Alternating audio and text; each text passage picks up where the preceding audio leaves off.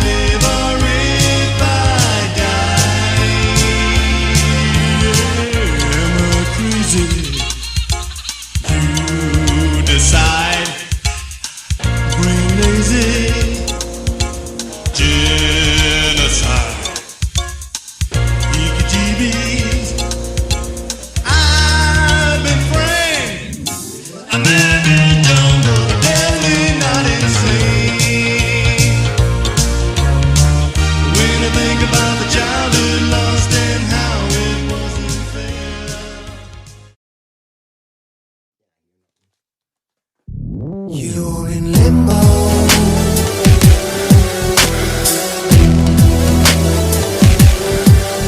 You're in limbo.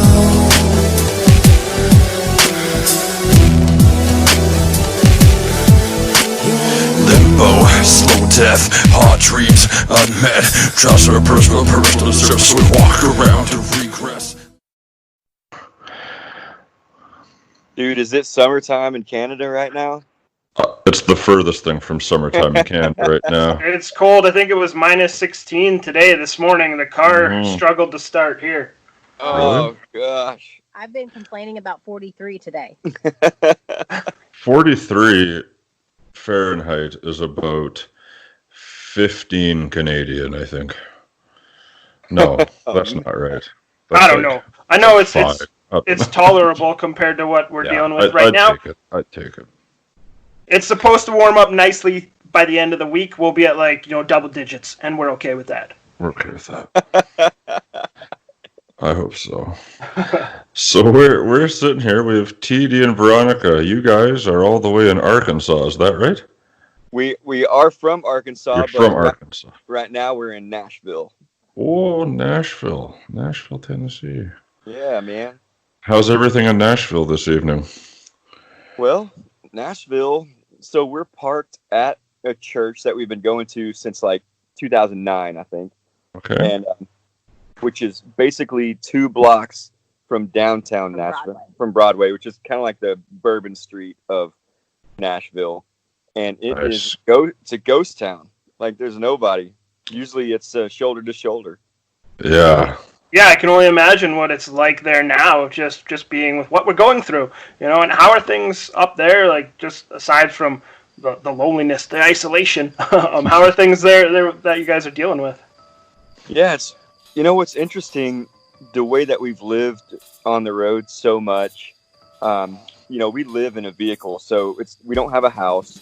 Everything we have and everything we own is basically in this U-Haul that we built it into a micro house. So we've been living like that for about 12 years. So it's been, other than not performing and doing concerts, our life really hasn't changed that much. Although it is interesting to be in a huge city and there's hardly anything going on. Yeah, that's gotta be weird, man. So sorry, you said you built a U-Haul into one of those tiny houses? Yeah. That's so cool. That's like my fucking dream, man. I just do that.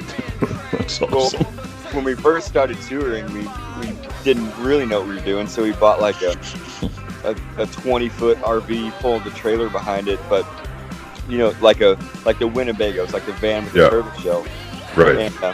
And those things are not made to tour. No. They're made for grandma and grandpa to go out once every 6 months. So we literally, after 3 years of touring and that thing, destroyed that vehicle. Yeah.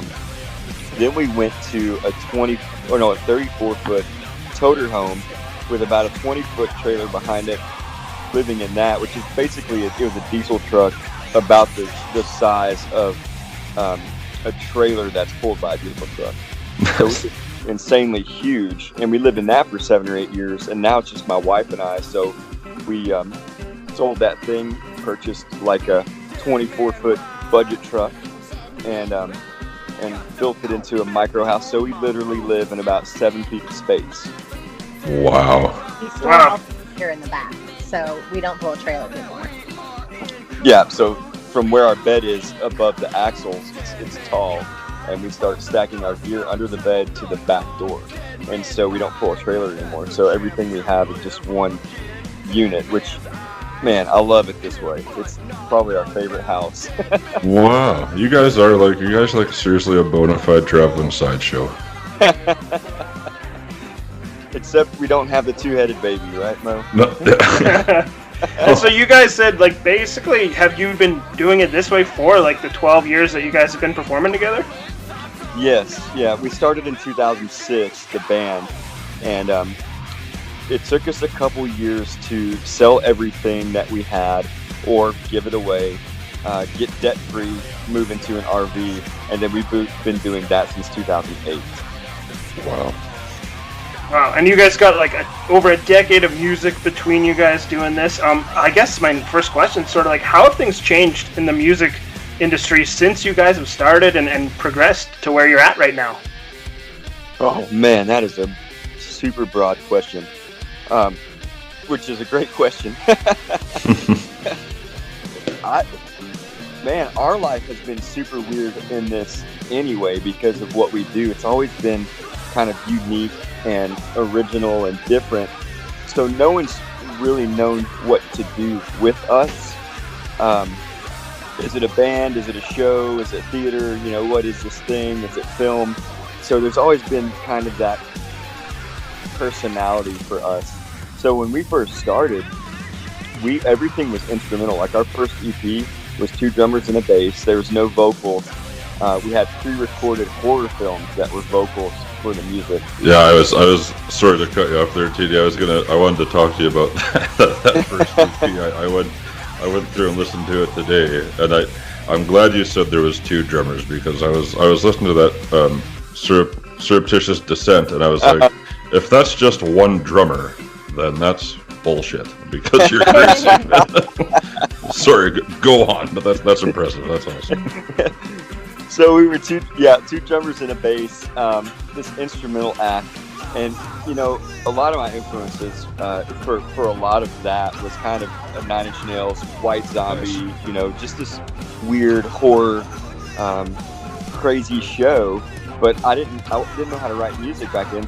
But I was a drummer, and I got with another buddy, and we wrote drum parts while my wife cooked in the kitchen. We actually had a house way back then, and that's how it first started for us. And then it was just this unique thing because we did film with everything. So we would write our original films, and a lot of that was still based off of, you know, Pink Floyd, like when they would show visuals, 9 Inch Nails would show visuals. So it was like, man, why don't we do our own original films and then edit everything to that?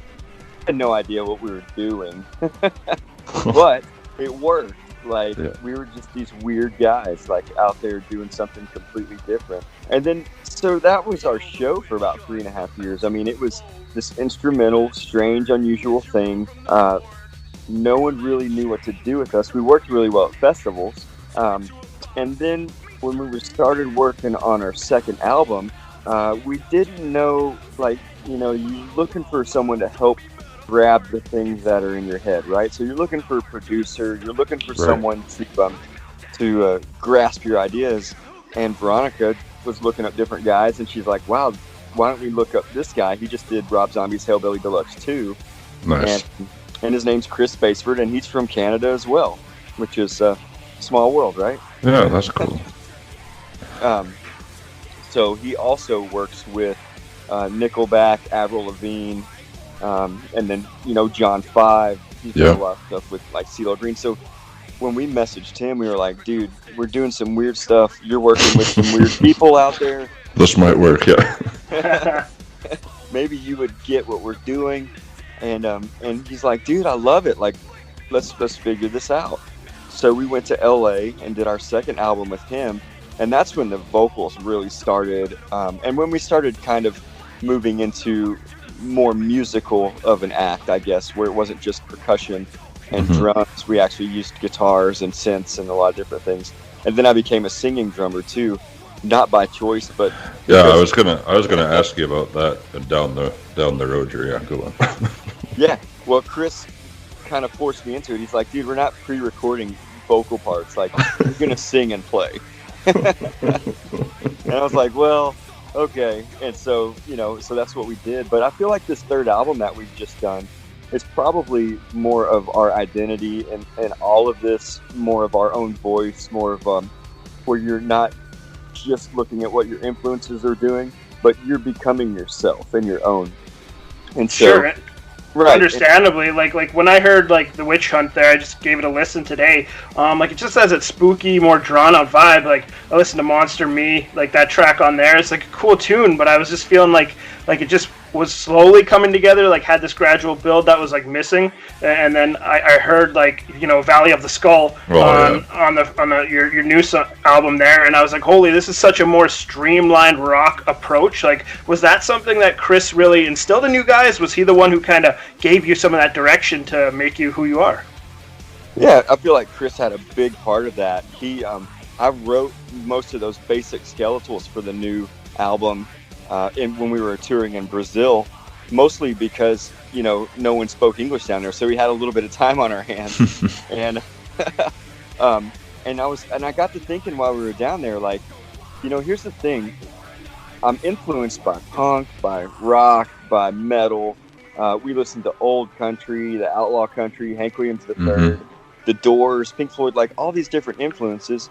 Ella Fitzgerald, even, Louis Armstrong. Yeah.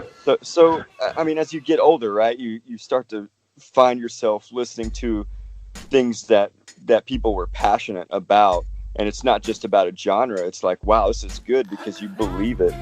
And I was like, how do you intertwine all these different things into like what we're doing? Why do I have to be defined by industrial or metal or what that is? Why can't we just start to intertwine some things? And so I wrote these skeletal tracks and I sent them to Chris, and Chris was like, "Man, this is the best stuff you've done."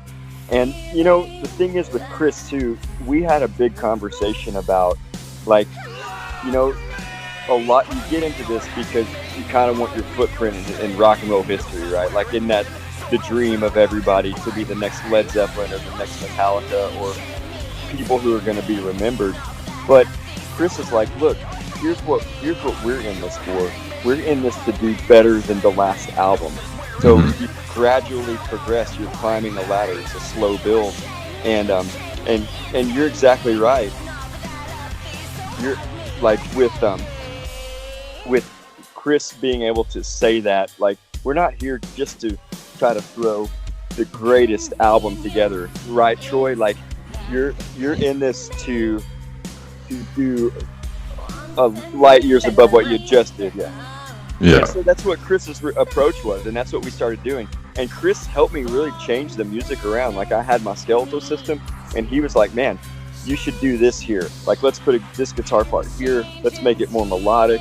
We had Veronica coming in and singing on things, which was really a new change. Yeah, that was going to be my next thing I'd want to talk about. Is just how did that actually happen with Veronica stepping in and taking vocals on? How comfortable were you doing that? And for me, I just want to say, similarity-wise, like I had some, like, when I listened to like Fistful of Grace, I got that old school like Lacuna Coil vibe, that style, and that's kind of what I heard, and I loved it. Awesome, so cool. But many questions within that, so go ahead.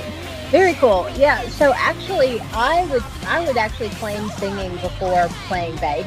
I grew up singing, and like I would sing in church choir and stuff like that. And I even did a little competitive singing when I was younger.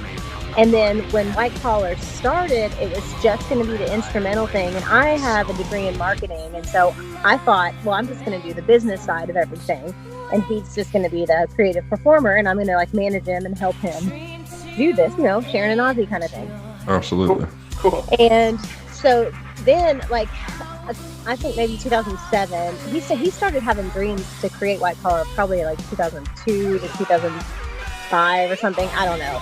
And there was never a bassist. And then like 2007, he was like, you know what? I think we're gonna have a bass player. And I'm like, okay, cool. And he's like, and it's gonna be you. I'm like, what? I had never played bass before, nothing. And so basically, I just learned our parts for the first show, and then even for the second show and this show. Like, I still don't claim that I play bass. All I know how to play is our show. And so singing to me was a lot more natural and a lot more comfortable. Like, recording the bass tracks was probably a 2-day process in the studio. Singing, I think I did everything like in a couple hours. Yeah. Like, I just knocked it all out. And when we got in there, I hadn't planned on singing as much. But Chris was like, oh, here, I need you to do this. I want you to do this. And so he kept throwing these things at me. And I knew the songs well enough that I felt really comfortable with it. And then all of a sudden, he's like, okay, now I want you to sing this top harmony here. I want you to sing the bottom harmony here. So he's got me doing 3-part harmonies on stuff. I couldn't believe it. But he's just great. He just pulled it right out and made it so comfortable and so easy. So it was a lot of fun. I'm looking forward. We've already written a new song for whatever's coming up next. And I'm singing quite a bit on that one. So right on. I'm looking forward to singing. And it's singing and playing bass. Like, playing bass is hard for me. And then singing and playing bass, I'm like, what is going on? So that was a big leap. So you tell us this, and anybody listening, you should go on YouTube and look up your live from quarantine show you guys put on, because I watched that. I think even before I heard your album, and I would have to disagree with you, man. Like, you do fine. You do just fine playing bass and singing at the same time like that. Thank you so much. It's been hours and hours of rehearsal. Yeah.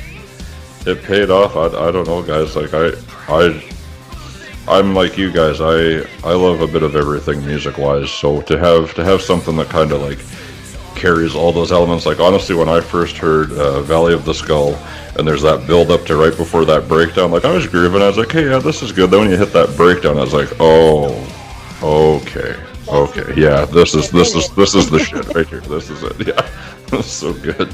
Yeah, that album there is awesome. Like, what I want to say is, like, you know, one of the biggest compliments I give people is, like, when I actually put the album on my playlist, hell yeah, that's where it's at, because, you know, there's so much out there, and just hearing this, there's so many comparisons to, like musical acts, but, you know, I got to hear, I think Joey sent me, the first one he sent to me was Bring Out Your Dead, and then I heard, like, Power Man 5000, of course, Rob Zombie influences there, too, and I was like, this is the music I want to hear. There's energy, there's, like, just excitement, and I could already hear that. I feel like the live show would just bring it out that much more. It's just wild, and I'm glad to hear it. And also, I'm a fan of a good cover song every now and then too. So, Break On Through, nice choice. Yeah, thanks, man. You guys did a killer job on that cover, absolutely, 100%. I appreciate you saying that. You know, the Doors have been probably one of my biggest influences. I became obsessed with them before there was internet, obviously, because of my age.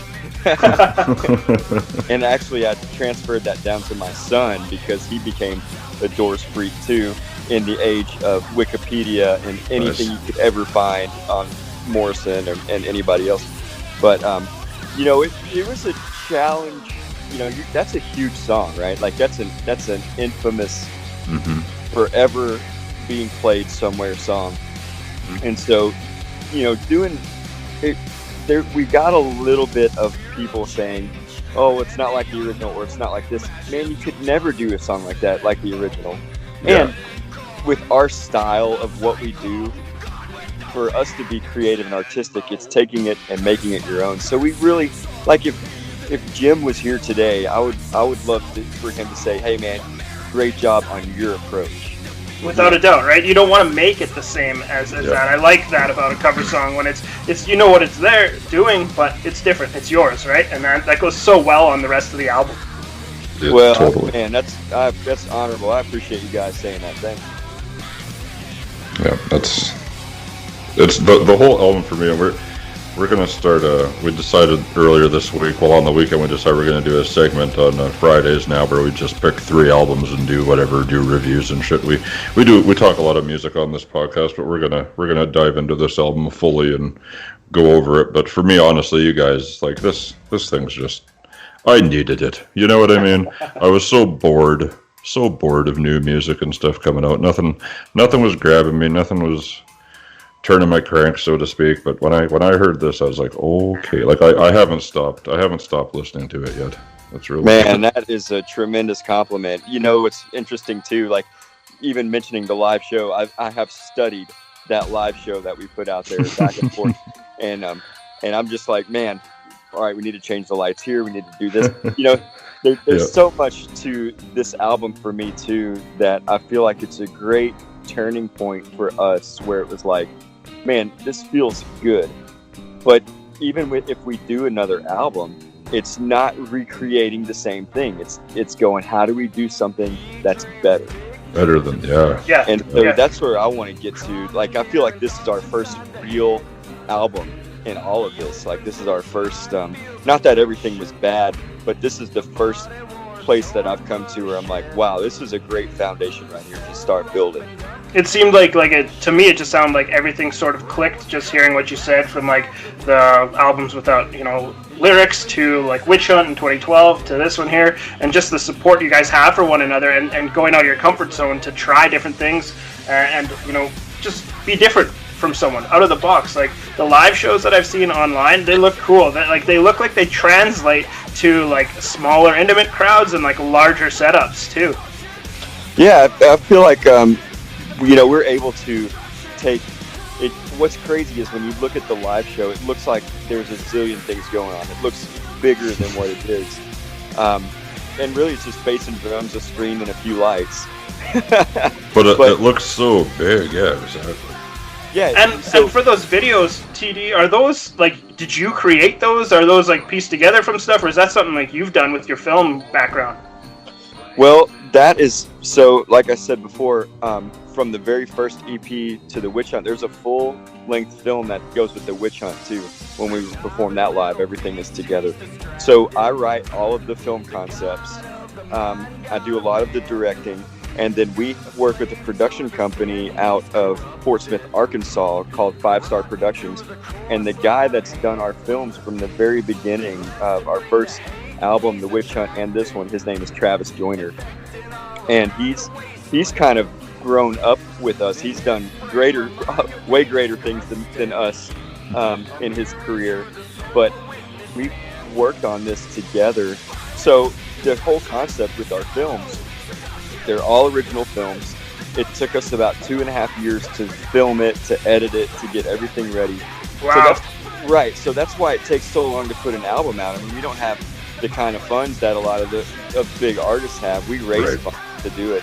So it's not just let's put an album out every year. It's like, how do you put an album out and a film out and make it better than what you did last time with the budget we have?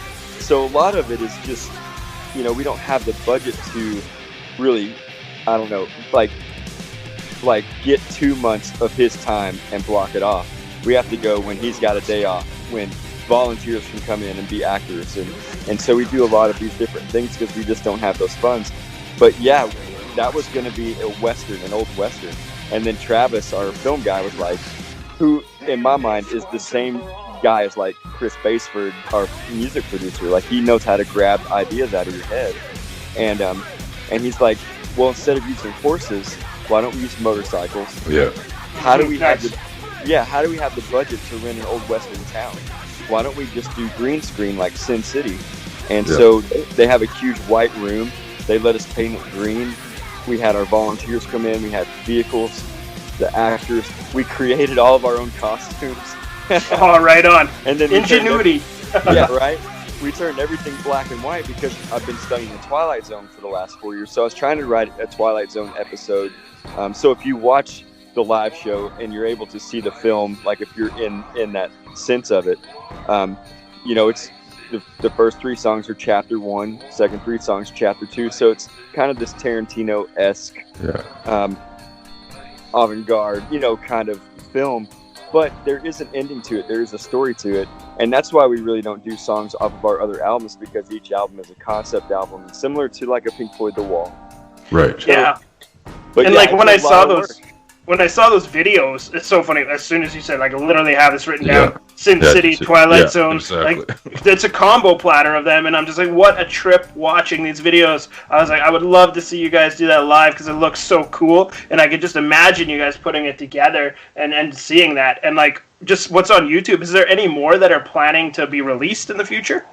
Yeah, we're gonna eventually release every one of the videos to the songs. Right on.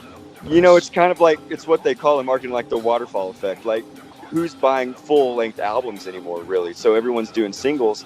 But for us, that's what we do. So it was like, well, let's release 3 songs this year. Next year, let's do another 3. Let's do another 3 the next year.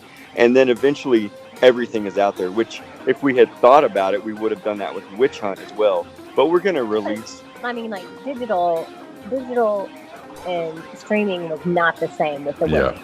Well, without a doubt. I mean, everything. It was crazy because I do all the business side of what we do. We'll put it this way: I don't drive, I don't play the drums, and I don't write the songs like he does. Like, he's the creator. Literally, I do everything. He does the management, the marketing, the touring, the booking. The booking, the thankless stuff at times, for sure. It's there, and like, with you doing all that, was that were you the brainchild to getting like onto like Curtain Call Records and things like that, or how did that come about? Yeah, they we released our first single in July. They, like, the first day, somebody from Curtain Call contacted us and was like, "We love what you're doing. Can we talk?" And so I just thought it was because they're associated with Rock Rage Radio as well, and so I think the email came maybe from Rock Rage Radio, or they had mentioned Rock Rage Radio, and so we just thought it was a radio interview. Right. And so we're hanging out at our friend's house, actually our tattoo artist's house in Tulsa, and I was like, "Oh, T, you got this radio interview," and we're all at dinner, and he just thinks he's going to step away for, radio interviews are super short, and then come back. Well, he was gone for like 2.5 hours. Like, what in the world just happened? And he's like, "I think this is a record label, and I think they want to sign us." I'm like, "Oh, man. What? Are you kidding me?" And so that's kind of how that evolved, just conversation after conversation from that point on. But it was really cool with those guys because we can see that they really work hard with the bands that they believe in, and they, as soon as we were talking with them, they loved what we were doing. It wasn't like we want to change this or change that. We love it that it's unique. We love it that doesn't sound like anything that's a part of this music machine right now. Right. And there's definitely that appeal for sure. I think that, I think any label at this point would be like, "Ooh," honestly. Well, that's a great compliment too, Joe. Appreciate that, man. There's a lot of it too, that we have such a unique show and it's different. It's something that a lot of people that are, especially like with you guys that are in it and see it every day, it's like, wow, something fresh, something new. Yeah. But it's also a lot of people where a lot of industry people are like, what do we do with you? So we're going to step away. Yeah. And so that's why we were independent for so long. I mean, it was like, Veronica was like, "I'll manage us till someone can do it better." And no one ever came around. And, I mean, it was like, well, do we keep doing this? Do we keep going? But it was working, and we were able to survive doing what we love to do. And then when Curtain Call came, it was like, hey, this could be a great team. Let's look into this. Let's see where this is headed, because we had never been with anybody like that. It was always independent for us. Yeah, and being independent for so long, was there ever a time where you guys thought, because you were so different, you were doing your own thing, that maybe it just wasn't going to happen, and like people weren't going to take to it, and you guys would have to do something otherwise? We've always said, like, as long as the finances are here, we'll keep going. But we're not going to go in debt over this. Like we came into this not in debt, and we're not going to go into debt over it. Right. That's been our gauge. Well, in 2013, we were driving to California. We were going to play in Santa Monica. We were doing this interview with a cable network called FearNet. I think they've evolved into another channel. I don't think they're around anymore. Anyway, and white smoke starts coming out of our huge truck. And it's a diesel. A huge diesel truck. And so that's not a good sign. Nick back home, and he's like, well, it could be not a big deal, or it could be a huge deal. So we ended up having to get our huge RV towed to the Caterpillar dealership because it had a huge Caterpillar engine. Oh, wow. And a couple days after it was, I think that was a Thursday. And so on Monday, he gets in touch with us and is like, yep, you blew your engine. Oh. And we're like, oh my heavens. And he sends us the quote for $23,000. Oh. And we're like, oh, good. That's it. Yeah, we just spent everything we had on Witch Hunt. Yeah, the Witch Hunt had just come out September of 12, and this is March of 13. Yeah. So this was probably the biggest point that we truly thought we were done. And then I just put it out on Facebook just to show people like, hey, white collars probably know more, and this is why. Well, people started sending us money, and within 12 days, we had the entire thing paid for. Holy. From people all over the world. We had just played in New Zealand, and we had just people from everywhere coming out of the woodworks. People who had never seen our show before, just wanting to help us out. Yeah, some people would give even just $1. I mean, it was just crazy. And just to help us, or buy merch or whatever, to help us survive. And so we were like, and we had thought, well, we're done. Like, just... Yeah, how do we even get our house back to Arkansas from California? Yeah. Right. No. And so once the money came in, we're like, well, guess we're not done. So we got to keep going. And then in 2017, we were talking about putting the new show together. And Phil decided that he didn't want to move forward with us. And so Ty and I... Phil was our other drummer. Yeah, the other drummer. And so T and I were like, well, are we going to go forward as a two-piece? How's this going to work? And we didn't really even have the funds to put together a whole new album at that time. And we operate as a nonprofit. And so we ended up doing this. It was called Arkansas Gives, this one day of giving, trying to encourage Arkansas people to donate to nonprofits. And that single day, we raised like $12,000. Nice. And because we told people, we're like, if we can make money, if we can raise enough money, we'll do our third album. And so that happened. And so a lot of the times of giving up, it's always been like only because we didn't feel like we were able to continue financially. Yeah. Like it's exhausting, especially the sure. bus tour. We did, it was over, gosh, 30 shows. We did 30 shows over a couple months. We did 17 states and for our album release show. And we definitely felt our age. But we've been working out like crazy. We knew it was coming. And so, like, I remember even headbanging during one of the early shows and being like, wow, I'm not even out of breath. This is awesome. But And then tomorrow came? right. And I never had like the sore pain in my neck or anything like that, but it was the 4 a.m. You know, you're done with the show, you're packed up at like 2 or 3, you're driving to a Walmart, you're eating dinner at 4 in the morning. That was what was brutal.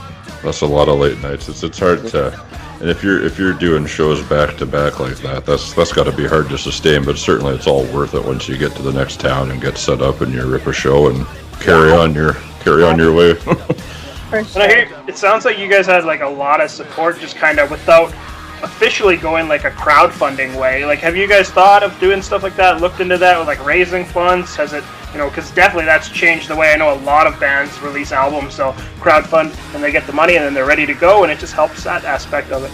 Yeah, we've definitely talked about it. It's just we've never had to resort to doing one. I think I've gotten a little bad taste in my mouth a few times just watching bands crowdfund and then they don't deliver. Oh, Without yeah. a doubt, for sure. That's always the concern. Yeah, and it's such a bummer to see that, especially like good friends of ours. They'll, it's just like, come on, guys. Like, you raised a killer amount of money. Just give them what they helped create. So. Yeah, exactly. Well, that's so. I want to go back a little bit. You guys said you played in Brazil, New Zealand. I'm trying to look up all the other countries you've played in.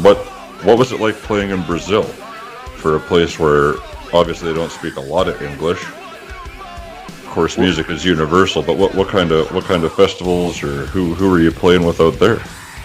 We had our first tour down there. We had hooked up with some friends of ours that we had actually met in Germany. Okay. Strangely enough, and they had a house down there where a lot of people lived in the same house, so that became kind of our home base. And so a lot of our tours with the band was called Life to Live at the time. I'm not sure that they're a band anymore, Okay. but Moa was the gentleman's name that put together all the shows, radio interviews, things like that. So we had translators while we were down there, but it was nothing like it'd be the same as us grinding it out here in the U.S. Like we had what looked like a Volkswagen van with tons of gear shoved into it. We were all, 2 or 3 bands are shoved into this thing. Right. I mean, it's not like there's hotel rooms either. Like, No.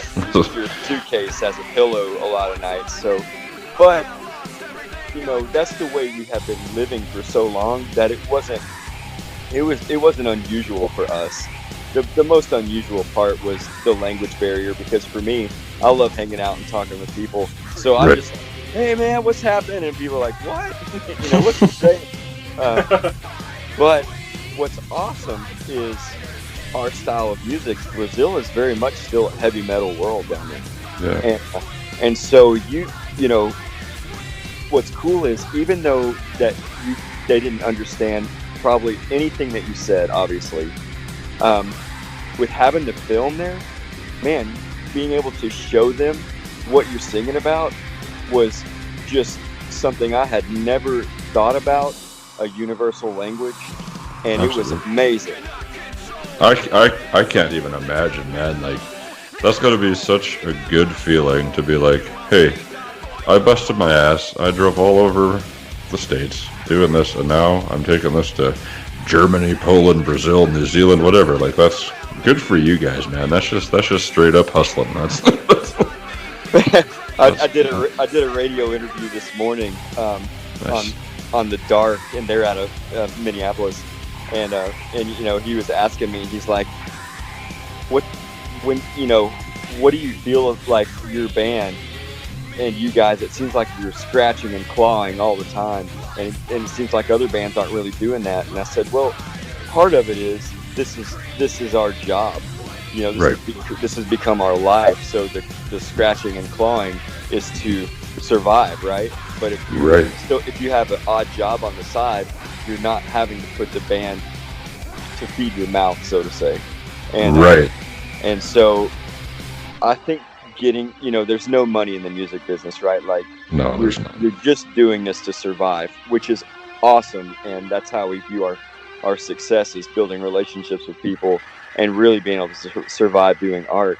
But getting to play places like Poland and Germany and New Zealand, all these different places, that's almost the gift. That's the payoff, to do things that you never thought you'd be able to do. Like when we played in Poland, we played a festival called Slot Festival, and it was in a 12th century castle. Whoa. Sick. I mean, just wait until you get to Saskatchewan. Yeah, wait till you come up here to Saskatchewan, yeah. We got grain bins and silos. We're good.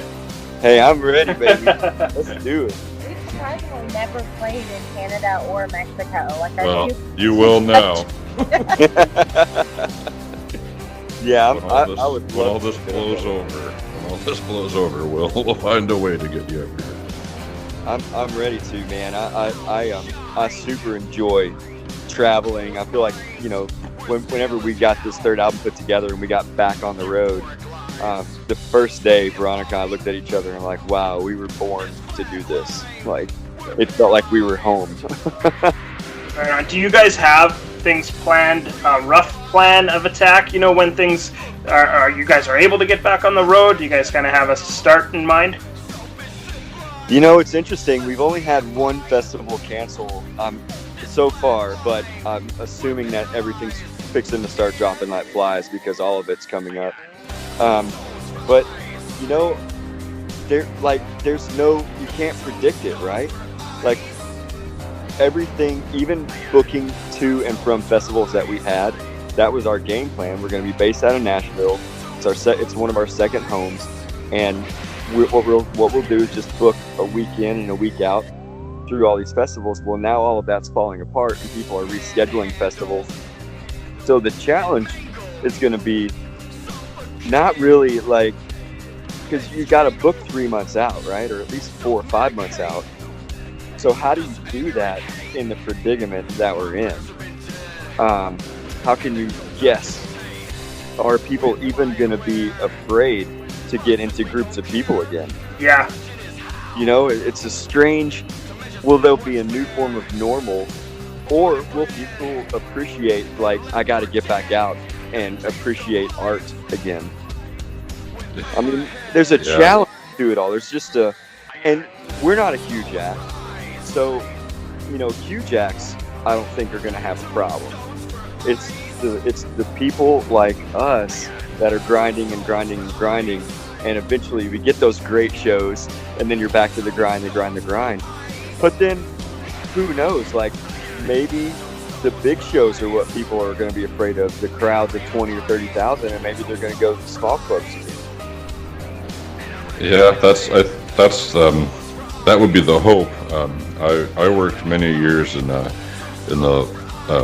show bar up here called the Exchange, and so it's the only venue in town that's like an all ages venue. So you can have people come in and drink if you're old enough, but like also kids can come and watch bands. So there used to be, back in the heyday, you'd have like 500 people packed into this place for like local bands and shit. And now they actually had to close down the doors and cancel all these shows, and everybody's just kind of waiting to see what the hell's going on. So it's pretty frustrating for sure. Yeah, it is. It's frustrating, and you know, social media has become the real crutch for a lot of entertainment, a lot of artists. So it's challenging to think about the future. At the same time, we're still rehearsing, we're still working our social media, so you're not out of sight, out of mind. And then we're still working out, we're still trying to stay in shape to be prepared for whenever everything comes back around to hit the ground running. Absolutely. You'll be ready. Right, it just kind of goes into that normal day of life, you know, having routine, having structure, having a reason to get up and figure things out, you know, just because you guys might live a little differently than a lot of people. A lot of the similar stuff applies to like mental health and just day-to-day living.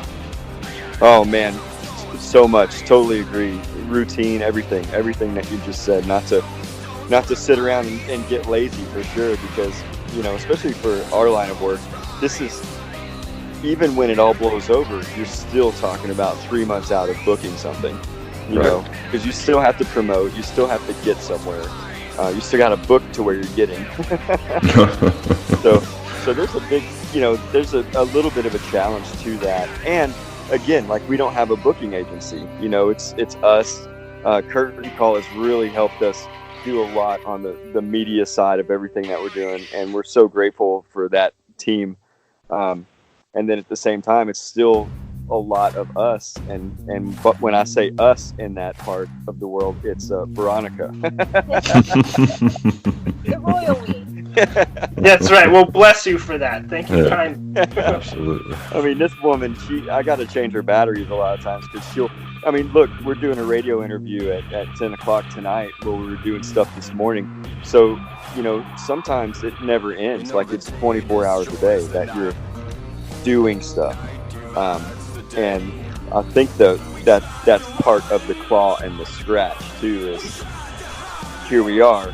We haven't slept in 3 days, but that's part of the job, you know. Yeah. And what do you guys do aside from music for your own, like, well-being, like for your own, just when there is downtime for you guys, if that happens? Man, that's a good question. I was trying to think what we do outside of, because a lot of times I get called to do, like, for instance, last year I did about 20 shows with a performer, a good friend of ours named Sean Michelle, who was on American Idol back in the early 2000s or mid 2000s, somewhere around there. And I did a tour with him in Peru. So I'm always drumming. I like to do studio work. But a lot of stuff is like, we work out together. we love food, so we're always watching like food shows and things like that. Especially now, like downtime is, we watch the Joe Exotic or whatever. Oh, Tiger King. Yeah, Tiger King. I mean, what a phenomenon. Oh man. So, Carol Baskins. I'm never gonna financially recover from this. So my best friend from college grew up 40 minutes from there. Seriously? Yeah, and she's like, I mean, it's Oklahoma. What do you expect? Man, when I kept seeing all these memes on the internet, and I was like, what the hell is this even? And I put on the first episode. I got to the part where that lady gets her arm ripped off, and I was like, oh, okay, here we go. This is hilarious. It's wild. Which probably still isn't even like in the top 5 craziest things to happen in the show. That's the saddest part. That's like the least impressive thing that happened in that show. My Right. God, what a maniac! All of them, they're all crazy people. It was nuts. What perfect timing for a documentary like that to come out. Oh yeah, absolutely. I mean, that's, and I still think it would have been insanely popular had we all not been quarantined. Yeah. But I just feel like talk about striking when the iron's hot. No shit. They're just like, now. That's all. They have nothing better to do. They'll watch this and watch it spread. But I'm still I'm a movie guy too. So Yeah. I see movies like I see songs. And before we were on our interview, I was watching The Good, the Bad, the Ugly. So Nice.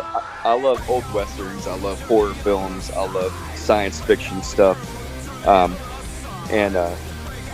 So, and then I'm into like all of the, like when we're working out, I listen to podcasts. So I'll listen to like Dateline, all the true crime. So I love serial killer things. Like there's a lot of that out there, but I like watching movies too. So I feel like that's where I spend a little bit of time.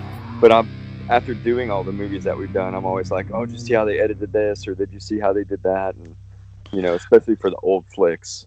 Totally. What's your favorite old horror movie?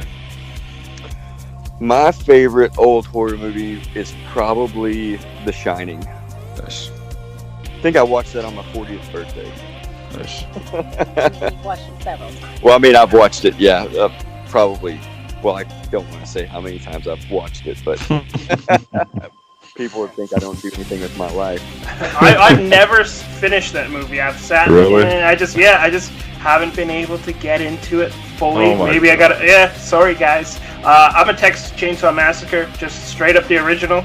That's gonna be for me all day, every day. Yep. Hey, I feel you. I mean, it's definitely psychological when it comes to The Shining, for sure. Yeah. And in the frame of mind. But I get it. Like I'm a Texas Chainsaw Massacre guy too. So we played a few horror film festivals where we got to meet like Captain Spaulding and like Tyler Zane, who plays Rob Zombie's Michael Myers, and we got to meet Elvira and Kane Hodder and a couple other of the Jasons and Freddy. Yeah, I got to meet Robert Englund. Right on. Cool. So yeah, man. So I'm into that horror world. Not so much with the newer show became more of a sci-fi than a horror, although we do have that horror aspect still in there. But The Witch Hunt, the film to that, was definitely creepy horror stuff. Can I ask you guys about like sort of your image here, like some of the stuff you're into, and like when I was Googling and looking up for reviews, I saw you guys on a lot of like Christian music websites. Do you guys have like with religious undertones? Like, is that what it's about? You guys talk earlier. You said you're basically at a church, hanging out. Like, is that a big part of your guys' life? Yeah, man, it's a absolutely huge part of our life. When we first started, we started in the Christian music. I want to say in the Christian music industry, although we were not really a part of the Christian music. We were on the house. Okay, you were those guys. Yeah. But we played a lot of churches. A lot of the bigger Christian And a lot of bigger Christian festivals. If you name a big Christian act, we probably played a festival in that realm. When we first started, though, we were we were obviously, it's different and unique to everyone, but we really stood out like a turd in a lot of those areas, and a lot of it was we were very genuine with who we were and where we came from. We didn't. I went to church when I was a kid, but I didn't really find what people would say a change of life or a change of heart or Jesus in our life until I was around 25, and I had 7 major lung operations and went through a lot of drug problems and things like that. And I found God through those moments. And I grew up an Ozfest kid. Nice. So, if it didn't yell and scream, I wasn't buying it. Right. And then became this Christian, and then it was like, man, what do I listen to now? Like there's nothing. But then I ended up finding bands like Living Sacrifice, Skillet is still huge, and different bands that really stood out to me. And I was like, wow, I can do what I feel like I was born to do in the Christian music world. So when we started, it was very genuine and sincere. But if people grew up in church that were, I don't want to, for a better term, like green as grass and had only known that world, we were super scary to that world. Without a doubt, you're not going to be jars of clay and stuff like that, right? Yeah. Whereas you got like really in-depth stuff when we look at it, like Demon Hunter, I think they're still classified like Christian band. Like I think there's sometimes that stigma attached to it, so I didn't want to put it out there and be like, hey, are you guys this or what, if that was offensive to some people. But really, music is music, and I just noticed a lot of your stuff were on some of those sites, and you got some really high praise from a lot of people. Absolutely. Just listening to the music. Yeah, it's always, we've always been on those fringes of that Christian music world, and a lot of it too because we do speak about our faith a lot, and if it wasn't for God changing both of our lives, the ideas, the dreams, even doing our first album to now, and we're people that struggle. Like I have had many failures and many dark moments on the journey since I have become a Christian, and it's those dark moments that cause you to get your focus and clarity back and get back to going, God, give me direction again, man. I got to get back in this, and I got to get back in the hunt, and I feel like that's when we were writing this album, I Didn't Come Here to Die. We were writing it from a dark place, moving forward, looking for that horizon again. And it's like, yeah, we didn't come here to die. We came here to live. And so part of that is for us through our faith, keeping us having focus and direction and really watering those roots to be able to keep our creativity and to be able to challenge people's thinking with what we do. I mean, I feel like that's part of our performances is, it's this dark, it's this weird, it's this strange thing, but at the end, it's a whole twist on not just humanity, but the twist of, look, we can use our stories to help people realize that they're not alone on the planet. Maybe someone will do greater things than we ever did if they just knew that they weren't alone. And I feel like that's important where we're at. And I feel like with this, even with the new film and the new album, we're getting to places where I'm not just writing these crazy horror films to write crazy horror films. If you go back and watch the film in The Witch Hunt, there's this creepy pig torturing every character in the film. But at the end, the pig takes the mask off, and it's been themselves torturing themselves the whole time. And a lot of it is just testimony of my life and different situations that Veronica and I have been through. And we're writing our own stories into these films. And so there's a little bit of that too that not everyone may know, that they're just testimonies of our own life, our own mind, the things that we get consumed with, that we struggle with, that we're challenged by. And I just want our shows and our music to challenge people's thinking, or maybe inspire somebody to dream big with $5 in the back of their pocket, the same as us. and even more than that, maybe it's a stepping stone to someone finding real freedom in their life. And not just going through the motions, but man, maybe becoming the change that they want to see on the planet. Well, and with so, that, I hear a lot of connection in that, man. Like a lot of connection that you guys tell with your true self and the stories of that. Yeah, I feel like that's important. I feel like that's what true art does and is. And absolutely. And even if it's dark, like there's something about that, you know. It's not that you paint over it. It's that here's a spot in life that's dark, but maybe the picture isn't being finished yet. And I feel like that's what we were born to do. We don't really call ourselves Christian or not Christian in our music. Right. And even when we do Christian radio interviews, we'll just say, man, people are passionate about, or they talk about what they're passionate about. And just like right now, I'm passionate about that. Obviously, in our life, again, if God hadn't have changed us, we wouldn't be doing what we do today. So it's super important that He's the cornerstone of what we do. But at the same time, I want art to be for everyone. And I don't want something that's going to, I think it's the box that people put you in, whether it's a Christian box, or an industrial box, a country box, a pop box. You know, there's always these boxes that are shortcuts for people to think. Absolutely. And it's like, dude, art shouldn't be in a box. It should be everywhere. And and I feel like that's important to think about too.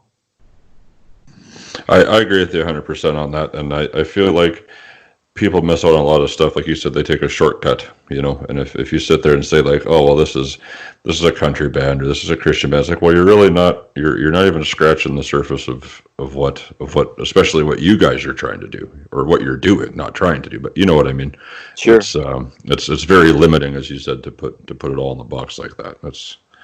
I hate it. I don't like that. I don't like labels and stuff like that. I think good music is good music, and you can do whatever the heck you want. So. Yeah, I totally agree with that. I have come to not really like the boxes that you have to, when you're putting your music into Spotify or Pandora, you know, you get like 3 choices. Is it this? Is it this? Is it this? And it's like, dude, it's like this. not enough choices, man. Yeah. And who do you sound like? So your music pops up with a different artist, and it's like, man, I don't know, Ministry, Rob Zombie, Nine Inch Nails, but I love Hank Williams III. Like, I feel like I'd love to tour with that guy one day. Yeah, that'd be crazy. So well, just so you know, your related artist in Google Play, I have it up right now, are Showbread, Project 86, Everything in Slow Motion, Burlap to Cashmere. There you go. That's all right. Yeah, I like Project 86. I used to jam those guys back in the day. There you go. Yeah, we've done a few shows with them back in the day. Nice. Yeah. Nice. Who are some bands that you're still close with that you maybe have like really enjoyed doing shows with, or you hope to do more with in the future? Man, that's a strange question. All right. It's not a strange question for you. It's a strange, because here's the thing. Most people in our life, when we're booking, they book us and put bands on the show with us. So it's not like we have really, I could say we've done a handful of tours with other bands, like actually like a whole put together package that's showing up at a venue, and it's the same bands every night. Because most of the time we're so weird, again, people don't know what to do with you. So they're like, hey, let's book White Collar Sideshow.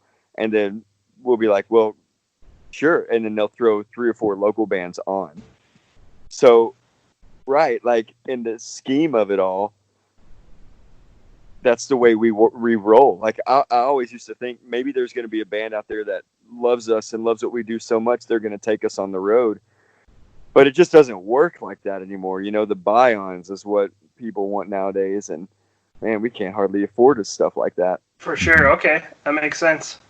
But at the same time, one of my favorite bands is Clutch. Like, I'd love to tour. Oh yeah. You know, I would love to be on some kind of bill with 9 Inch Nails. Like, Trent is probably one of my biggest influences. I don't feel like our music style is similar as it used to be, but I feel like it still could pass for that. Trying to think of some other bands I saw. I got to see Killing Joke. Do you know Killing Joke? Yeah, I do. Yep. I watched them last year, man. I'd love to be on a tour with those guys. That's crazy. I mean, I don't know. I'm into so much different style, and then mostly I just listen to like a band I've just gotten turned on to is called Swans. Have you heard of Swans? No, I don't know that one. I've Oh, heard man, the name, I but think I you haven't listened to him. I think you guys would dig. It kind of has this mixture of psychedelic with a little bit of Lou Reed style vocals, Morrison kind of vocals. It's heavy in spots, but not really. I mean, it's just really cool. So I don't know. There's a lot out there that I have been listening to, but then, like, I was talking to a buddy of mine who plays in one of the legacy bands, and he's like, you know, in a strange way, in the rock and roll world, the touring is becoming the way of the buffalo. Yeah. And you know what they're calling rock and roll now is like Billie Eilish and 21 Pilots, and you know, so it's becoming where what we are doing is, I guess what you'd say your target audience is about 35 to 55. That was one of my questions. What do you find your target audience is? Yeah. Yeah. So I think that's about 35 to 55. And it's men. That makes sense. I'm a 35-year-old man. I dig the hell out of it. So right on. Yeah, we're hitting right perfectly. But so I mean, but when you're talking about an audience being that age too, your merchandise has to work for that audience. Like who's buying? You know, I went to a music conference last year. The independent conference that CD Baby put on for independent artists, and at the time we had just signed with Curtain Call. But that's one thing that they were talking about is it's not finding a younger audience for what you're doing. It's finding the people out there who are listening to what you are doing and searching for that audience. Yeah, and we're gonna spend. We are suckers for spending money. Totally. Well, that makes a couple of us. That's right. Right, Veronica? We have learned how to stretch $1. Yeah. Right on. Whereas like now, that's demographic range. Like from like people I know that are like my age, like, you know, they'll still go to concerts. They'll buy T-shirts. Right? They used to have some disposable income, right? Where like, okay, I'm gonna buy some shirts. I'm gonna go to the concert, buy potential like VIP packages, stuff like that, the meet and greets, things like that. Like that's generally, if I go to a concert, I'm gonna do that all the time. Like last one I went to was Machine Head, and they have like the VIP meet and greets. Oh yeah, I'm gonna spend $100 and do that every single time, just because it's such a good deal, and you just have a fun experience for that. Yeah, man, it makes it a super big memory. Yeah. And have you guys had to think outside the box for like sales, like doing things? So I know some bands have previously, like anytime you buy a physical copy, you'll get entered into draws or this and that and the other thing, because record sales just ain't what they used to be. Sure, I mean that was even a thing about when we ordered the album. You know, vinyl is one thing, like you go home with a souvenir, so that's super cool. But people really aren't seeing CDs and DVDs. You know, we have a CD DVD package for our albums. And so we were a little concerned with, man, do we even order a physical CD DVD? But then again, when you look at your target market, like guys are still buying CDs that are our age. They still have DVD players. But when we did get the album put together, it was like we only ordered 300 copy, where we would order 1,000. Like I think we went through like 6,000 or 7,000 copies of the Witch Hunt. Nice. And so with this one, we're still working on our like first 1,000 of this, because of no one's buying. You know, you're downloading everything, you're streaming. What's your price point for an album at a show? You're doing like the $20 thing if you're doing a CD DVD combo, or you're doing like 15? No, really? we love our fans. That's a good price. Joey, though, that would still cost us $20 Canadian. It's $20 Canadian, but I'm saying that's still a good price. Yeah, heck yeah. Yeah, we do CD DVD. That's the only way to get the DVD is to buy the CD DVD combo. That's the marketing coming out. Good for you, Veronica. There we go. Everybody's like, can I get it online? I'm like, yeah, whitecollarsideshow.com, and you put your money in, and I'll send you a DVD. Send you a DVD. That's deadly. I love that. But yeah, so and then we even sell our vinyl for what, like We sell the vinyl for $25, but you can get the vinyl and the CD both for $30. Hey, Oh, Troy, there you go, buddy. I'm a You vinyl got your sucker. vinyl guy, so And then Yeah. you get the free MP3 download with the vinyl too. So Oh, we got it all. got it all. So we love, like, and the same, like I go to a concert too, and most band shirts are like $30, or Yeah, a dude. hoodie is $60, man. Yeah, right. And so we were like, man, we want people to walk away with as much stuff as they can. So we try to keep it to where even if you don't have a lot, you can still get something. Yeah, you can get something, and I feel like that's important. I mean, it's not about money to us. It's about if we can keep surviving. A lot of people would not have that same mindset, and that's fine. But for us, it's about being able to survive. I don't know if you guys know this about us, but we don't even ask for guarantees or contracts for shows. Like You just go and play, and if you get something, you get something. Yeah, at the end of the night, we'll be like, if know. you. And everybody's like, you can't do that. I said, we've been doing it for 12 years. Yeah. So you can. Well, it gets to a point, like, I know for me, like I'm a musician myself, and I can understand that. Like, there's been times where I get in arguments with bandmates that say, like, if I'm not getting fucking X amount of dollars, I'm not going to do it. It's like, well, but if it comes down to playing or not playing, I'd rather play Exactly. than not play myself. But so I get that. A lot of these young guys now, you see, that are just, they go out there, they started in 2017, and they're not hitting the big money yet, and this and that. And it's like, well, son, if you're just in it for the money, you might as well just quit now and save yourself a whole lot of heartache. Like. Sure. Yeah, if you're in it for the money, you're in the wrong business. Yeah, you gotta Absolutely. be Justin Bieber or Lady Gaga, because you ain't Yeah. Yep. Yeah. I mean, getting into the music business again. Like, you get into it when you're a kid. Like, I've been playing drums for 34 years now. So you get into it because you see your rock and roll heroes on MTV. Absolutely. Obviously, those days are not the same, but you want your footprint in history. But then when you really get into it, it becomes, when you live it and you breathe it and it becomes your life, like, you realize there's more important things than the money. The money obviously keeps you going. And if you're making enough to survive, great. But the people is what it's about. It's about connecting. It's about building relationships. It's about really, like, sharpening iron with each other and helping each other move forward, encouraging each other to keep going. Yeah. And I feel like that's, again, getting back to that is what it's about. If you're in it to make millions of dollars, that's a lottery ticket. And I'm not saying you're going to win the lottery. People do. But if you're in it to have big bucks, like, you need to probably work for someone who's on the internet. Yeah. You might as well buy a lottery ticket. You might have a better chance. Yeah, and for what you guys have done, like, me and my lady have been together 15 years. I couldn't do, like, 12 years on the road the way you guys have done. Veronica, you got to be the most patient woman in the entire world. Absolutely. Like, I could not imagine. I have reached sainthood here on earth. You guys. Reached sainthood here on earth. There you go. I joke that he is my mission from the Lord. Like, everybody's got a mission. Mine is TD Benton. Right on. I think you're doing good so far. Thanks. Yeah, our next anniversary will be 20 years. So awesome.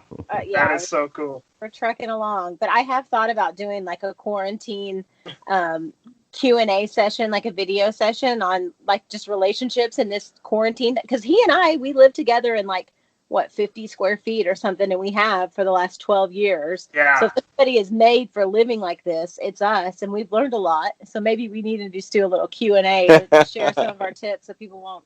Sure, because I'm thinking after this is all said and done, like, there is going to be a need for some, like, family counseling, divorce lawyers, whatever's going on out there. I'm almost there myself, yeah. That's so true. Well, there will be a real need for therapists again. Yeah. We miss ours. We can't go see our guy. So I am a fan of therapy, that's for sure. That's actually my background. I'm an adolescent counselor out here with mental health and addiction. So it's just wild right now because I used to see people face to face, and for me, our services are basically cut off. Like it's been our mandate that we are now basically our resources are served to help the frontline workers like nurses and doctors, and if they're seeking the support, then we are there for them. Whereas like if people are struggling with addictions, then it's only the ones that are in crisis, right, that are in the hospital or in desperate need of help that we kind of get to work with, which is really hard to do right now. Yeah, I can't imagine. It's so tough. I think I really, my heart goes out to the people that like rely on those weekly meetings that can't go to that, and like trying to survive like you're through your addiction alone. It is just devastating. Yeah, I mean, because without a group or without that accountability, like what happens, to us when are we going to go back when it's all said and done?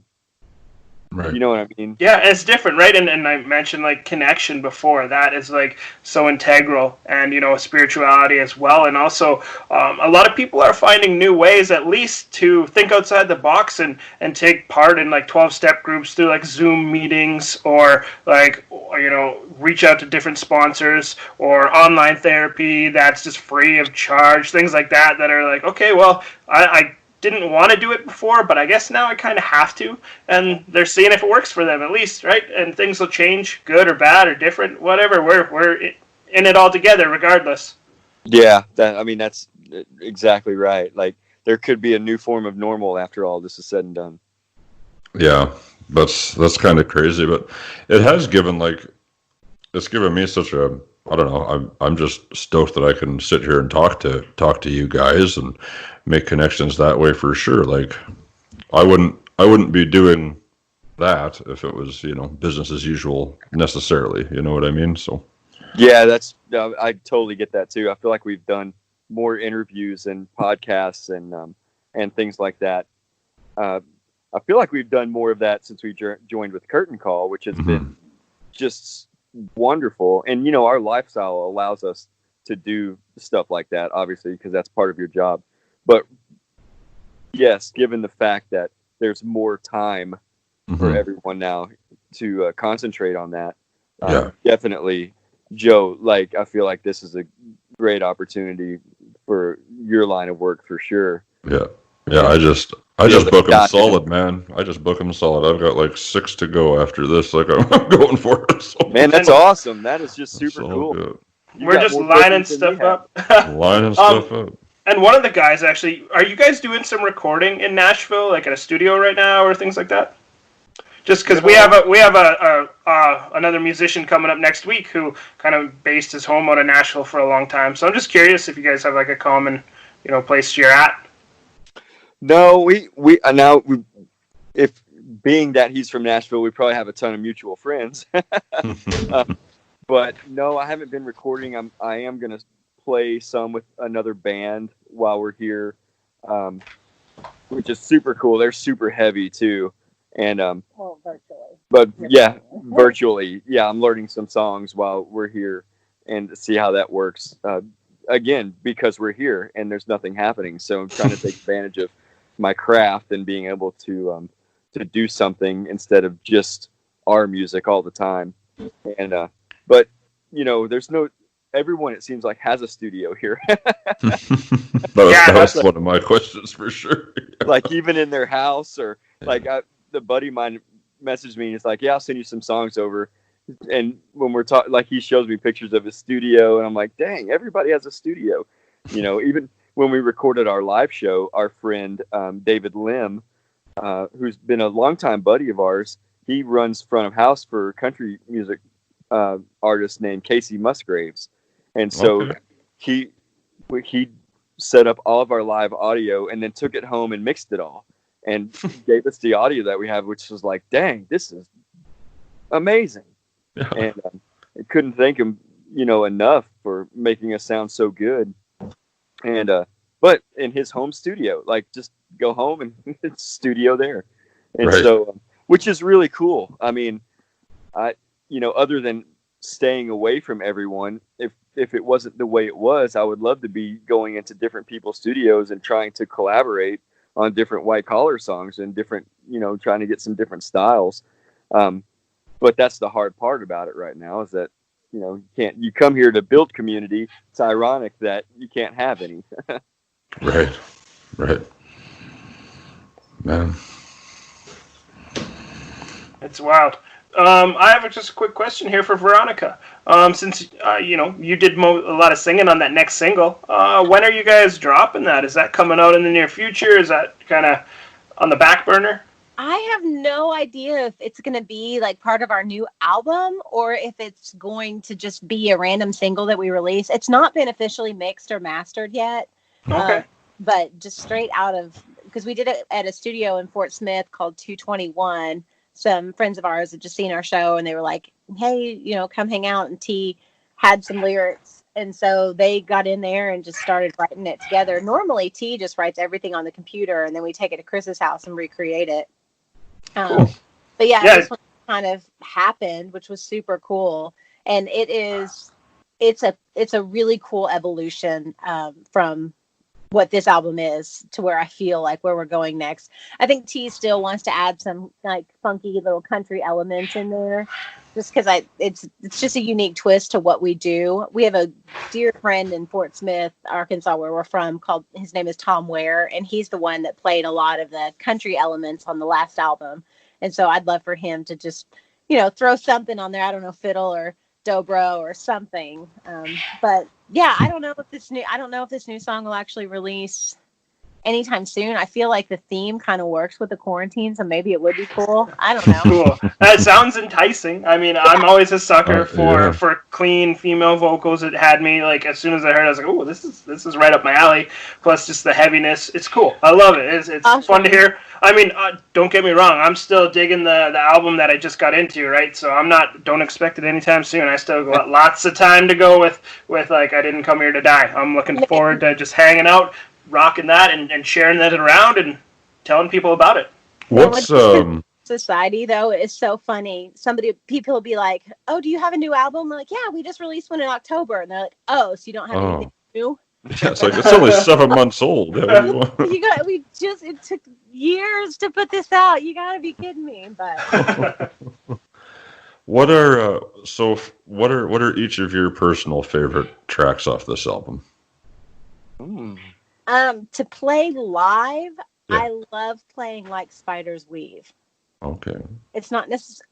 I don't know if it's my favorite song. I think probably my favorite song on the album is Fistful of Grace. But nice. Like Spiders Weave is really, really fun because we do it live a little different than we do it on the album, and everybody really digs it. So. Nice. Man, I'm racking my brain right now thinking. I really like Pig in the Middle. Yeah. And then My Workplaces. Yeah, My Workplaces is pretty cool too. T has had a 2-man saw blade that he's played ever since our first show, and so that's kind of been one of the themes that has carried us through all 3 albums. And even T was like, "I'm not going to bring the saw blade into the 3rd album." I'm like, "You have to. Like, there's not like you absolutely have to."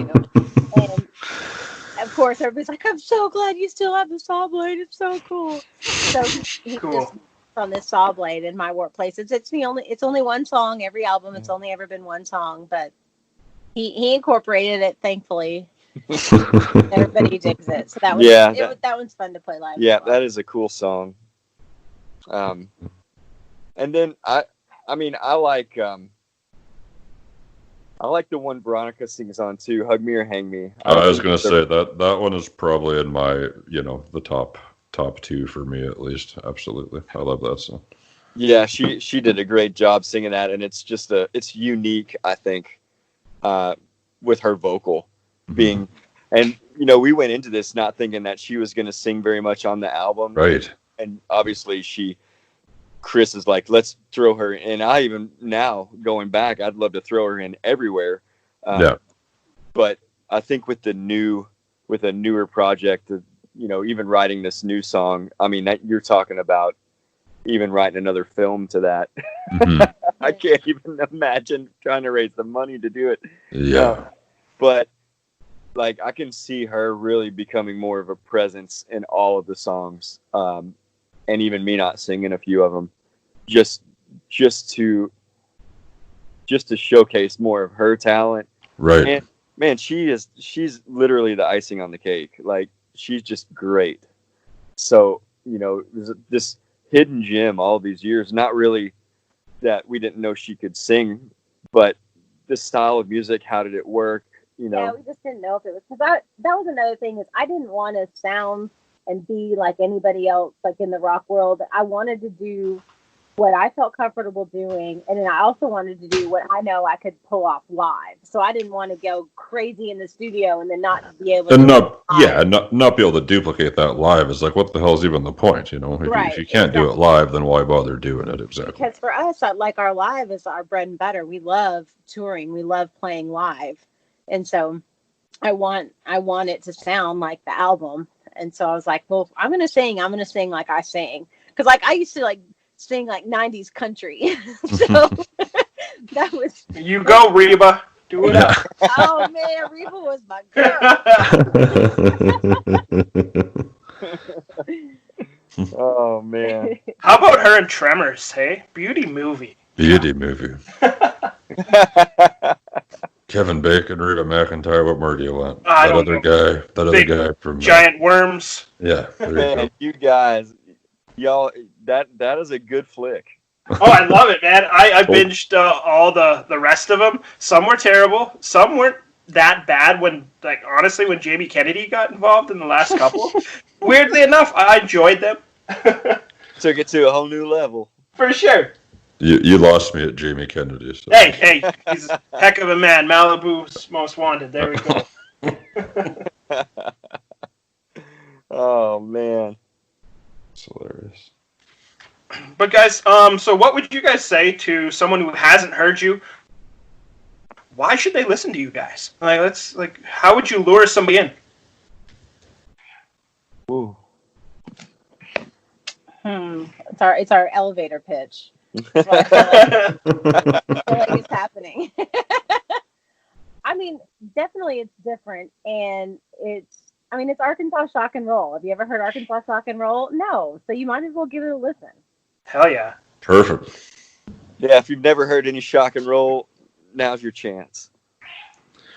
Yeah, everybody sitting around not listening to awesome music should probably just listen to awesome music, because what else are you going to do right now? You got to listen to these guys for sure. Oh, I didn't come here to die. The title track is I love that perfect for your quarantine playlist. Oh, that groove on that song, man. I cannot get out of my head right. It's awesome. Love it. Yeah, thanks, man. I love that tune too. Well, we kept you for a long time, hour and 20 minutes. Hey, we appreciate you guys coming on and just chatting, and I felt like I just want to see you guys live more so than I thought before, just because just seeing the passion, hearing the passion you guys have, seeing the videos you put out, seeing all the artistry that you guys have, it just looks awesome. It's the total package, and I'm just excited to see more of it, and I'm excited for you guys. I hope you guys do everything you want to do in the future, man. Thank you so much. Man, you guys. We'll get up to your neck of the woods yeah. and see it live. Joe and Troy, thank you so much for those compliments and for really digging the art. Like I super am grateful for that. And thank you guys for spending your time talking with us, man. We appreciate you spending it and believing in it. And I feel like we've known each other now for years. Oh yeah, thanks again, guys. It was awesome. Had a blast. Yeah, yes, I gotta thank your label, because they emailed me out of the blue. I was like, well, who the hell is this?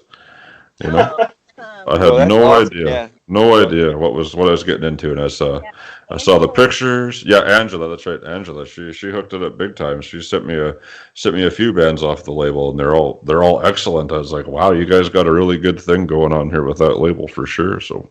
Yeah, man. Curtain Call is they're pushing hard and absolutely we dig those guys. So we are grateful for them. My final question for the night: is your merch store in your van with you right now?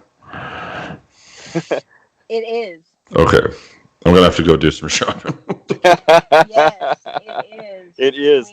And we have a new T-shirt that's coming in this week. Yeah, we do have a new T-shirt design. It won't be up. So yeah, it won't be up. And so it should be in hopefully by the end of the week we'll have it. It's probably one of my favorites we've ever done. Tomorrow's Wednesday. It might be early next week, but we do have a new design on the way.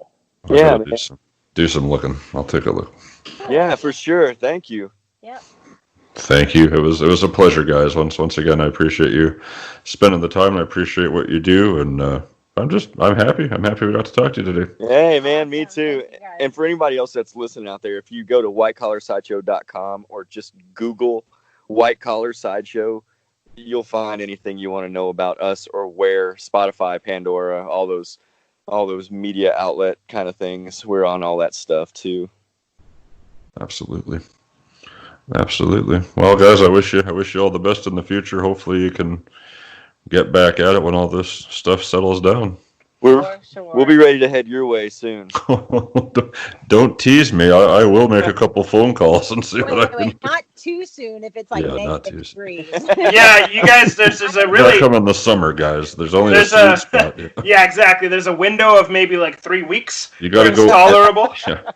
End of May to July. You're laughing. You'll be fine. Actually, go for mid-June onward. Oh my heaven. Oh man. Oh, I love it, man. I love it. You guys, thank you so much for your time. We are super appreciate y'all. Hell yeah, all the best, guys. Have a good night. Take All right, care, cheers. guys. Cheers, Take guys. care.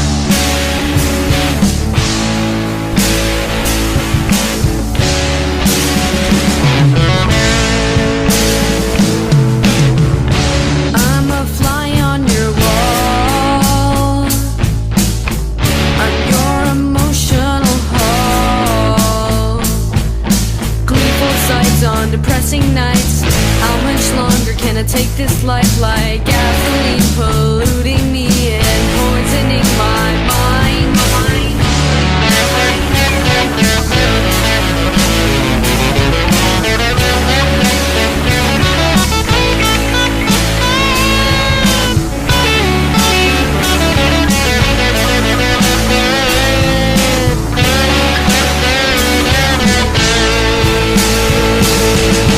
I don't want to care, I'm careless for you. I just want to go and hide within the move. This house is haunted by my ghost. I'm dedicated to what is on your tongue, beginning to unglue. Beginning to unglue.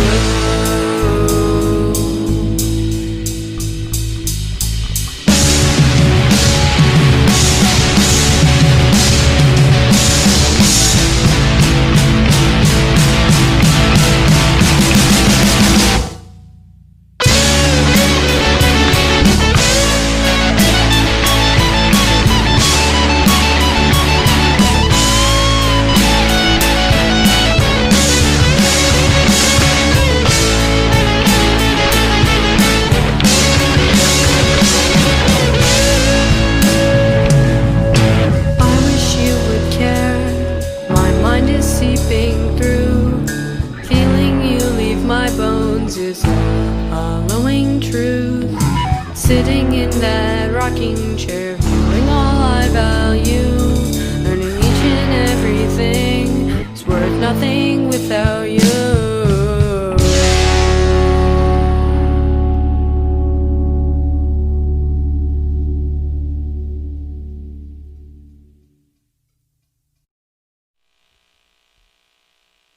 One, two, three, four.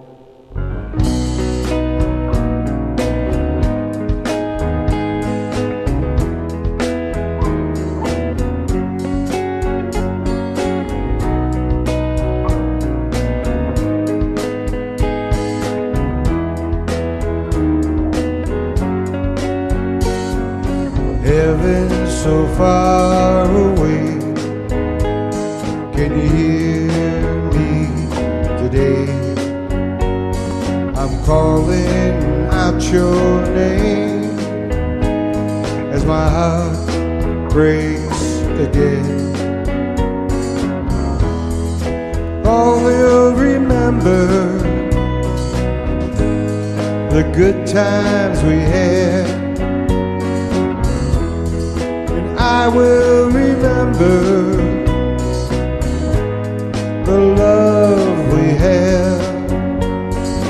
Heaven so far away, can you hear me today? I'm calling out your name as my heart breaks again. Through all the bad times, well now I just laugh. I will remember the love we have. Heaven so far away, can you hear me today? I'm calling out your name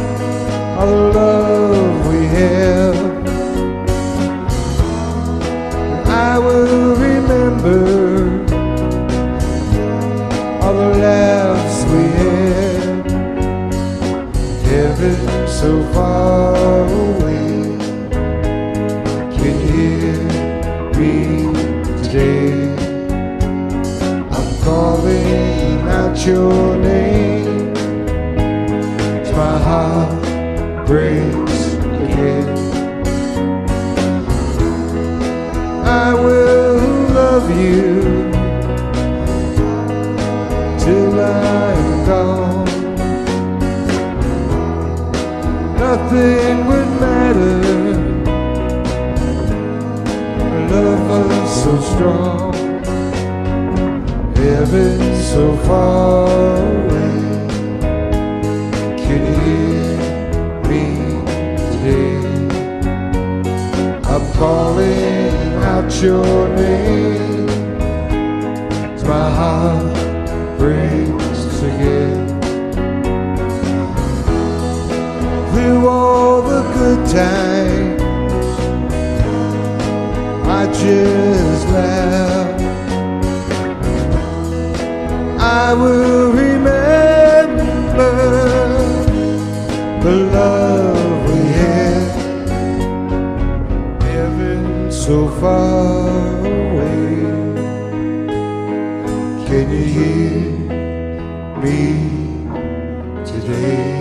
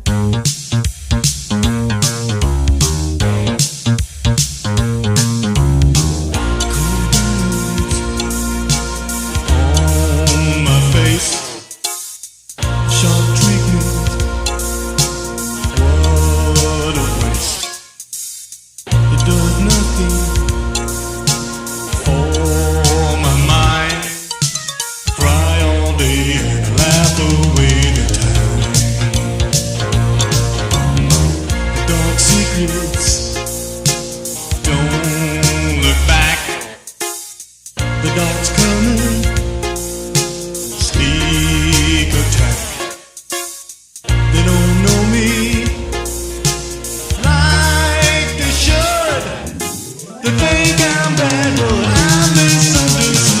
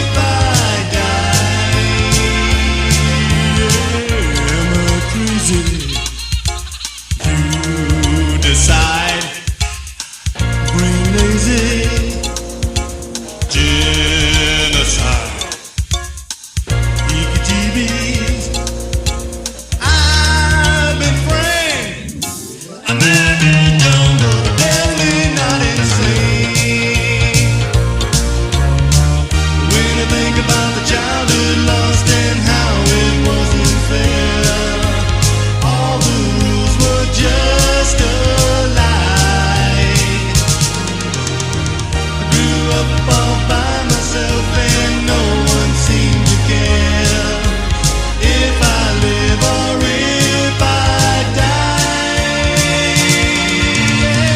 When I think about the childhood lost and how it wasn't fair, all the rules were just a lie. I grew up all by myself and no one seemed to care if I live or if I die.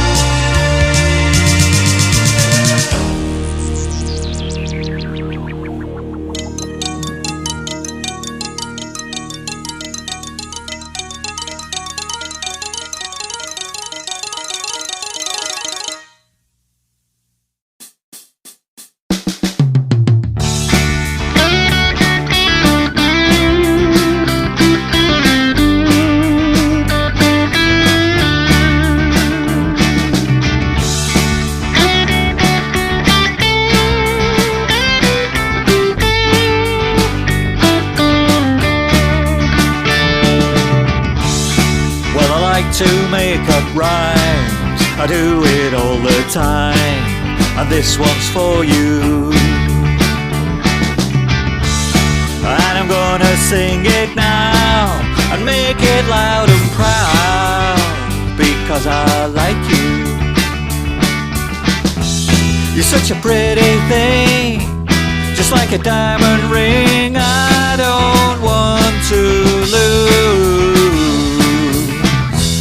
I see you all the time, you're always on my mind, I can't ignore you.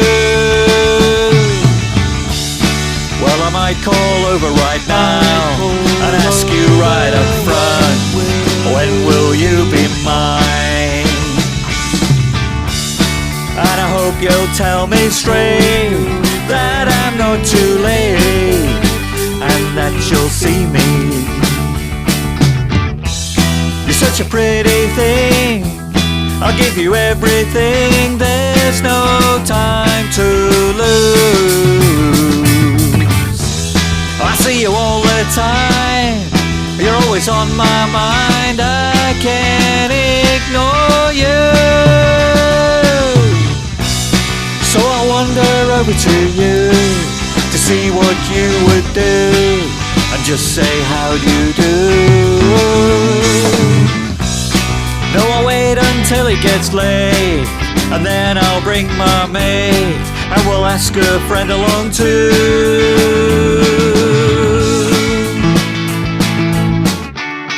Hey, it didn't go well today, so I'll try again Tuesday, and this time I'll call you. This time I'll call you. So I'll drop your cheeky mate when I asked you for a day out of the blue. You're such a pretty thing, just like a diamond ring I don't want to lose. I see you all the time, you're always on my mind, I can't ignore you.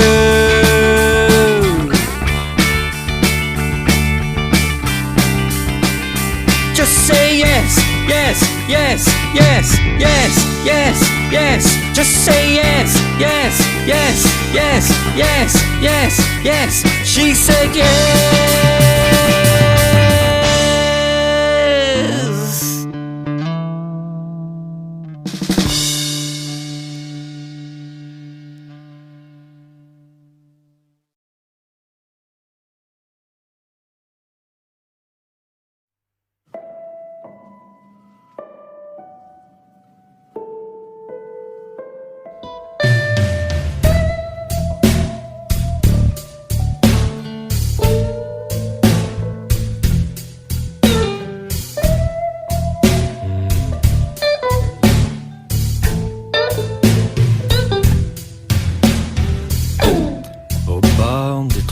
Hommes, des femmes tristes et les deux filles